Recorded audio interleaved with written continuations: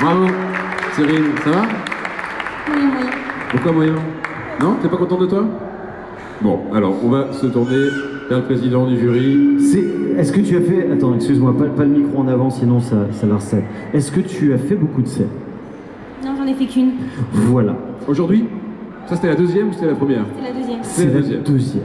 Bon, alors ça c'est sûr. Elle est pas contente d'elle. Bon, alors qu'elle débute. Eh ouais, Et oui, bien, il y a ambitieuse. encore tout à faire. Ah, non, mais elle a raison. Il faut aussi... voilà, il faut se mettre des coups de pied aux fesses et dire... C'est rare. Voilà, il faut que je travaille ça et ça.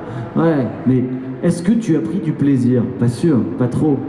Tu as été toi aussi un peu tétanisé par le track qui t'a pas quitté. On est d'accord? Voilà. Eh bien, ça c'est pareil.